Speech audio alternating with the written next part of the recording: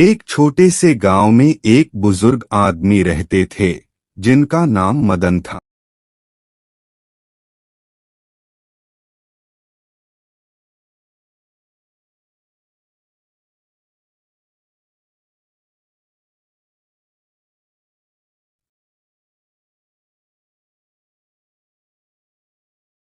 मदन गांव के सबसे बड़े सच्चे और ईमानदार आदमी थे।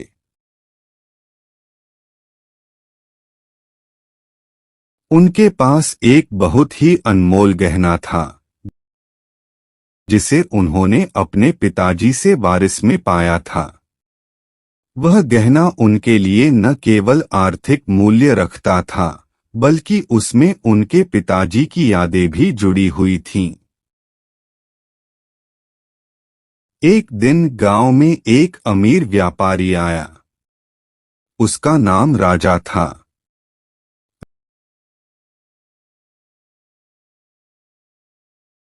राजा ने सुना था कि मदन के पास एक अत्यंत मूल्यवान गहना है।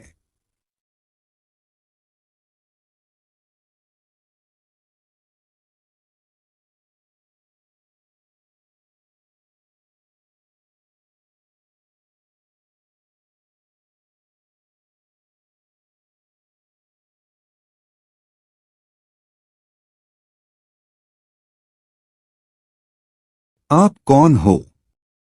मेरे पास आपको क्या काम है? मैं आपकी क्या मदद कर सकता हूँ?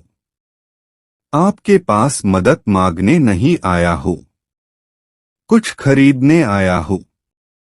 आपको क्या खरीदना है? मेरे पास आपके पास एक कीमती चीज है, मैं वही खरीदने आया हूँ। उन्होंने राजा से कहा, यह गहना मेरे लिए बहुत ही महत्वपूर्ण है, मैं इसे नहीं बेच सकता। उसने मदन के पास जाकर उस गहने को मदन की पेशकश की। मदन ने राजा की पेशकश को सुना, लेकिन वह अपने गहने को बेचने के लिए तैयार नहीं थे। राजा ने मदन के इन शब्दों को सुनकर उसे कुछ दिनों तक मना किया, लेकिन मदन का मन नहीं मिला।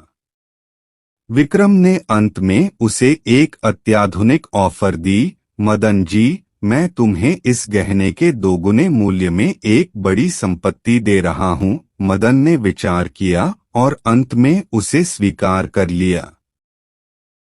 आओ राजा, मैं आपका ही इंतजार कर रहा था। मेरा सोना मेरे सामने में रख दो। उन्होंने गहने को राजा को दे दिया और उस संपत्ति को लिया।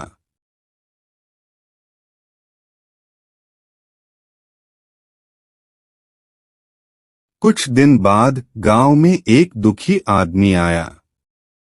उसका नाम सुरेश था। सुरेश ने अपनी जिंदगी में अनेक गलतियों की वजह से संघर्ष किया था।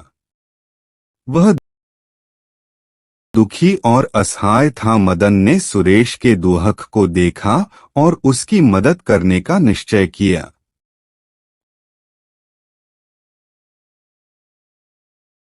आप कौन हो? क्या काम है? मेरे पास मैं आपके पास बहुत उम्मीद लेकर आया हूँ। मेरी कुछ मदद करो। मैं बहुत गरीब हूँ। हाँ, मैं आपका मदद करूँगा। क्या चाहिए तुम्हें? कुछ मुझे दो जिससे मेरी मदद हो जाए। उन्होंने उसे अपनी संपत्ति का एक हिस्सा दे दिया। सुरेश ने उसे धन्यवाद दिया और अपने जीवन को सुधारने का प्रयास किया। उसने नई दिशा में कदम बढ़ाया और अपने कार्य में मेहनत करके सफलता प्राप्त की। इसके बाद मदन को अपने गहने को बेचने का विक्रम के साथ लिया जाना पड़ा। उन्होंने राजा की बजाय सुरेश के साथ की देता की।